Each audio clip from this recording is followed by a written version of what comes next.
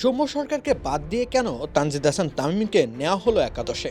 এমন প্রশ্ন যদি উঠেও থাকে, তবে ম্যাচ শেষে তানজিদ তামিমের ইনিংসই সেই প্রশ্নের উত্তর দিয়ে দিয়েছে।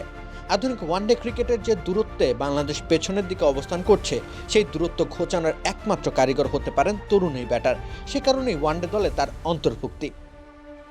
তানজিদ হাসান তামিম ভীষণ আগ্রাসী এক তরুণ, বাউন্ডারি হাঁকানোতে ওস্তাদ। টি-20তে বাংলাদেশের ব্যাটিংয়ের চরিত্র বদলের অন্যতম সেনানী তরুণ এই ব্যাটার। তারুণ্যের এই দাপুটে আগ্রাসনকে ওয়ানডেতেও ব্যবহার করতে কে না চাইবে। হোয়াইট প্লাস প্রো সেনসিটিভ স্কোয়ারে মাঠের বাইরেও তো আমরা এভাবে দেশপ্রেম দেখাতে পারি। তানজিদ তামিম বাংলাদেশ দলের জন্য একটা সেতু। তিনি 2015 পূর্ববর্তী ওয়ানডে ক্রিকেটের সাথে তার পরবর্তী ওয়ানডে ক্রিকেটের ব্যাটিং ধরনের মধ্যকার সেতু বন্ধন।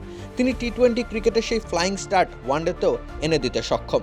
ঠিক সে কারণেই তাকে অন্তর্ভুক্ত করা হয়েছে ওয়ানডে একাদশে। আর সেই ভরসার প্রতিদান দারুণভাবে দিয়েছেন তামিম। 114 রানে অল আউট পাকিস্তান। বাংলাদেশের বিপক্ষে পাকিস্তানের সর্বনিম্ন দলীয় রান। নাহিদ রানের বোলিং তোপে পাকিস্তানিরা কুপকাত। এত স্বল্প রানের জন্য খুব বেশি কালক্ষেপণ করতেই চাইলেন না তানজিদ হাসান তামিম।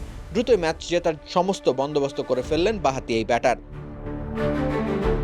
তার চিরায়ত আক্রমণাত্মক ভঙ্গিমায় ব্যাটিং করে গেলেন তানজিদ হাসান তামিম। বাউন্ডারি হাঁকানোতে বিন্দুমাত্র কার্পণ্য করেননি। 7-4 ও 5 ছক্কায় সাজিয়েছিলেন নিজের ইনিংস। 159.52 স্ট্রাইক রেটের ইনিংসটি কল্যাণে 8 উইকেটের বিশাল জয় পেয়েছে বাংলাদেশ। স্রেফ 15 ওভারের মধ্যেই পাকিস্তানের দেওয়া 115 রানের লক্ষ্যমাত্রা টপকে যায় বাংলাদেশ।